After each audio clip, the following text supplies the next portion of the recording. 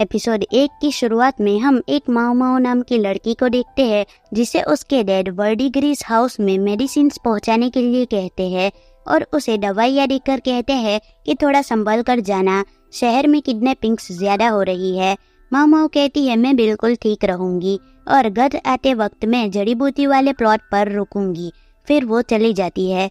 अगले सीन में वर्डिग्रीस हाउस दिखाते हैं जहाँ पर कुछ ग्राहक आए हुए थे जो कि 3 राजकुमारियों में से एक राजकुमारी को देखते ही रहते हैं।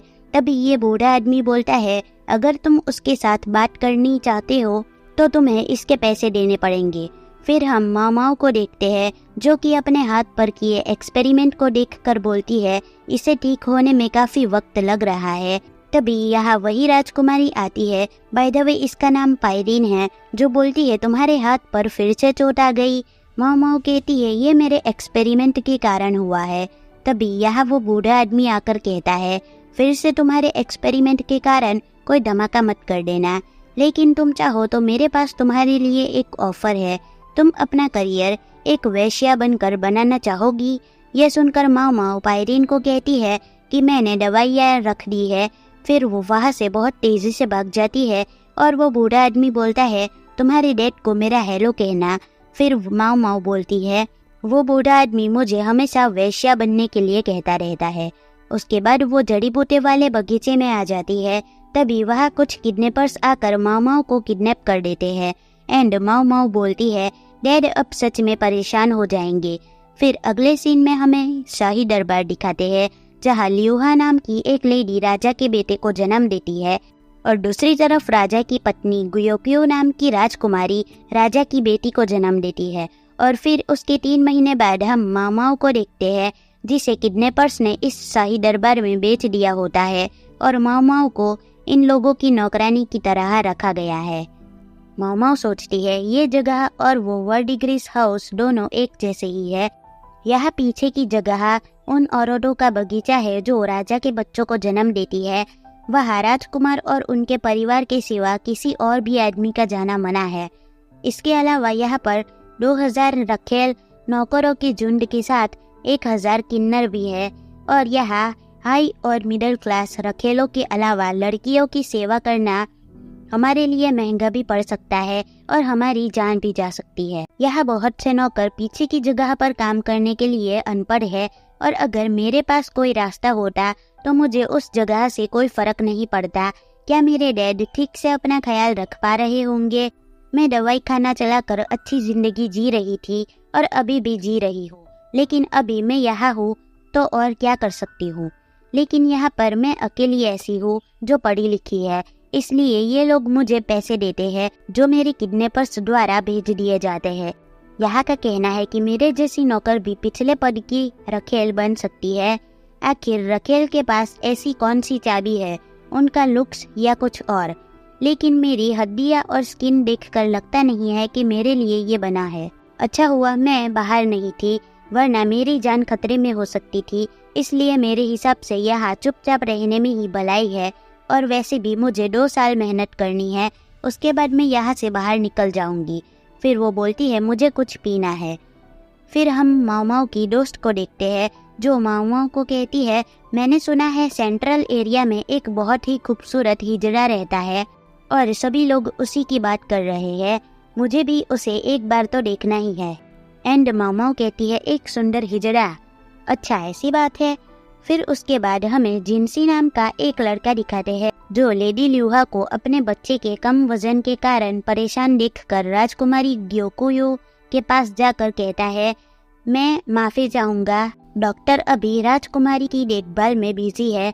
फिर इधर माओ माओ को उसकी दोस्त बोलती है एक अफवाह सुनने में आई है कि पीछे की जगह में राजा के 3 बच्चे कमजोर होने के कारण मर गए। मुझे लगता है ये कोई श्राप है कि 3 बच्चे एक साथ मर गए। राजा की कोई पत्नी नहीं है, इसलिए जो लड़की राजा की बेटी को जन्म देती है वो ही महारानी बन जाती है।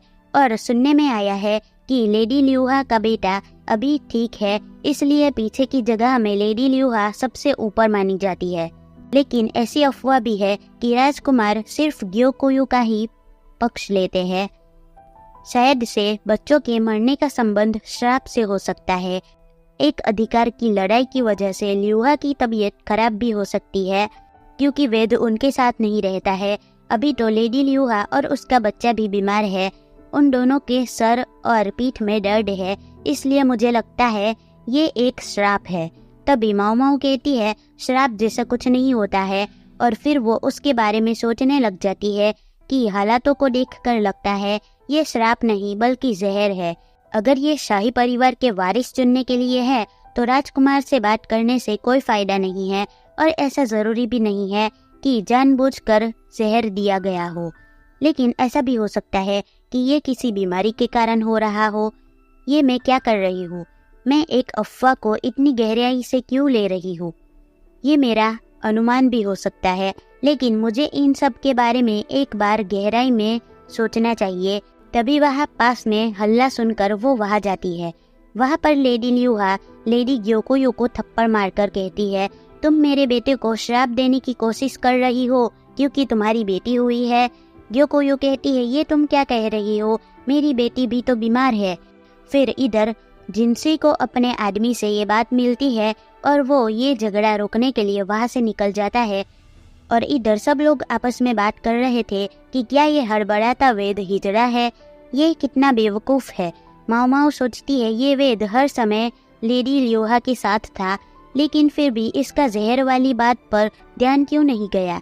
इसका मतलब इसे इस जहर के बारे में कुछ पता ही नहीं है। एंड बच्चों की मौत सरदर्द और पेट दर्द से हुई है, और ये लेडी ल्यूहा कितनी बेकार है। लेकिन इन हालातों को देखकर मुझे लगता है ये कोई श्राप नहीं बल्कि जहर है। ये सब सोचकर वो बोलने लगती है, अब मैं ये सब उसे कैसे बताऊं? क्या मैं उसे लेटर लिखूं? तभी उसकी साइड में से जिनसी गुजर रहा था और वो माऊ माऊ की बात को सुन लेता है, तो वो उसे मुड़कर देखता है, लेकिन तभी माऊ माऊ वहाँ से गायब हो गई थी। इसलिए वो झगड़ा सुलझाने के लिए चला जाता है। फिर इसके 1 महीने बाद हमें दिखाते हैं कि लेडी ल्यूहा का बेटा मर गया है और वो उसकी याद में रोने लगती है। इसके बाद इधर माऊ माऊ लेडी ल्यूहा के बेटे के बारे में सोच रही थी कि अभी हाल ही में अफवाह फैली हुई थी और अभी बच्चा मर भी गया। इसके बाद हम लेडी ग्योकुयू को देखते हैं जो जिनसी को बताती है कि हमें खिड़की पर एक कपड़ा मिला था और उसमें एक मैसेज भी था। उसके जरिए हमें जहर की तोड़ के बारे में पता चला कि राजकुमार की मौत फेस पाउडर में पड़े जहर की वजह से हुई थी। इसलिए मैं चाहती हूँ कि आप उस ज्ञानी इंसान का पता लगाइए कि वो कौन है। ये बात सुनकर जिनसी माऊ माऊ की सुने हुए शब्दों को याद करता है और कहता है, ये मैसेज वाला कपड़ा मैं अपने पास रख रहा हूँ। फिर हम एक सैनिक को देखते हैं जो बाकी लड़कियों के साथ माऊ माऊ को एक जगह पर लाता है और उन सभी को रूम के अंदर जाने के लिए कहता है। एंड सारी लड़कियां अंदर चली जाती है। माऊ माऊ कहती है, ऑफिसर के द्वारा बुलाए जाना ये अच्छी खबर नहीं है। फिर वह जिनसी आता है जिसे देखकर ये सारी लड़कियां कहती है, वाह ये कितना हैंडसम है। माऊ माऊ सोचती है, अच्छा तो ये वो हिजड़ा है जिसके बारे में मेरी दोस्त बात कर रही थी। ये बंदा हैंडसम भले ही हो, लेकिन है तो एक हिजड़ा ही ना, उसकी औलाद नहीं हो सकती है। फिर जिनसी सभी को कहता है कि वो इस जगह का मैनेजर है और फिर वो एक लेटर दिखाता है जिसे देखकर माऊ माऊ चौंक जाती है। एंड जिनसी सभी लड़कियों को वहाँ से भेज देता है और माऊ माऊ को रुकने के लिए कहता है। माऊ माऊ समझ जाती है कि मैं अकेली ऐसी नौकरानी हूँ जो पढ़ी लिखी है, इसलिए इसने मेरे मैसेज का पता लगा लिया। और जिनसी माऊ माऊ को पकड़कर कहता है, घबराओ मत, मैंने सिर्फ तुमको रुकने के लिए कहा है, तो तुम शांत रहो और मेरे पीछे आओ। और माऊ माऊ उसके साथ जाने से पहले अपने कंधे से जिनसी का हाथ हटा देती है, फिर उसके साथ जाती है और वो जाते वक्त सोचती है कि इसे मेरे बारे में पता कैसे चला, अब मुझे क्या सज़ा मिलेगी, क्या मेरा सर कलम कर दिया जाएगा। फिर इसके बाद ग्योकुयू माऊ माऊ को कहती है, ओह तो तुम हो जिसने वो लेटर लिखा था, तुम्हारा शुक्रिया, तुम्हारी बताई दवाई की वजह से मेरी बेटी की जान बच गई। माऊ माऊ कहती है, मुझे ये बात सुनकर बहुत खुशी हुई। और जिनसी माऊ माऊ को लेटर दिखाकर कहता है, ऐसे कपड़े का इस्तेमाल सर्विंग गर्ल्स के लिए किया जाता है और ये बिल्कुल कपड़े धोने वाली लड़कियों के जैसा है जैसे कि तुम। क्या तुमने अपनी शर्ट फाड़ दी माऊ माऊ? माऊ माऊ सोचती है, जब इसने पहले से ही इतना पता लगा ही लिया है, इसलिए अब छुपने का कोई फायदा नहीं है। फिर जिनसी खिड़की पर लगे हुए फूल और मैसेज के बारे में पूछता है, तभी माओ माओ अपनी पिछली बातें याद करके कहती है, मुझे पता चल गया है कि उस दिन क्या हुआ था। उस दिन जो गलत हुआ था वो था मेकअप पाउडर। और इतना कहते ही माओ माओ अपनी बैक स्टोरी बताने लगती है। मैं जहाँ पर पली बली हूँ वहाँ पर हाई पाउडर का इस्तेमाल किया जाता है और उसके द्वारा जहर दिया जाता है, जिससे कई लोगों ने अपनी जान गंवा दी है। उन लोगों ने खूबसूरती के बदले में जिंदगी का व्यापार करने की कोशिश की और दोनों को ही खो दिया। मुझे ये इसलिए पता है क्योंकि मैं एक वैद्य हूँ और मुझे जहर के बारे में कुछ बातें पता है। तभी ग्योक्यो माओ माओ को एक पाउडर दिखाती है और कहती है, इसका इस्तेमाल बच्चे की नर्स ने किया था और वो बीमार हो गई थी, इसलिए मैंने उसे छुट्टी दे दी। मुझे अपनी बेटी के मुंह में जाने वाली चीजों का ध्यान देना चाहिए था। अनपढ़ होना सच में पाप है। जिनसी कहता है, मैं भी दोषी हूँ। अगर मुझे पता होता तो मैं बहुत से लोगों को और राजकुमार को भी बचा पाता। मैंने इस बारे में लियूहा को बताया था, लेकिन लगता है उसे मेरी बात पर यकीन ही नहीं था। माओ माओ कहती है, अब मैं आपके लिए क्या कर सकती हूँ। राजकुमारी और जिनसी मुस्कुराते हैं और राजकुमारी कहती है, तुम मेरी अटेंडेंट बनोगी। और इतना सुनते ही माओ माओ चौंक जाती है। राजकुमारी कहती है, माओ माओ के अंदर ज्ञान की उत्सुकता है जिसे माओ माओ बहने से रोक नहीं सकती। फिर माओ माओ कहती है, अगर मैं लो प्रोफाइल रखूं तो उससे भी कोई फर्क नहीं पड़ेगा। और हमें बताया जाता है कि उसके बाद से माओ माओ राजकुमारी की अटेंडेंट बन गई और राजकुमार के प्यार को पाने वाली भी। और उसके बाद से माओ माओ के दिमाग और उसकी दवाइयों के बारे में हर जगह बातचीत होने लग गई। फिर अगले सीन में हम एक सैनिक को देखते हैं जो कुछ पीकर नीचे गिर जाता है और उसे देखकर दूसरा सैनिक कहता है, इसमें तो जहर है।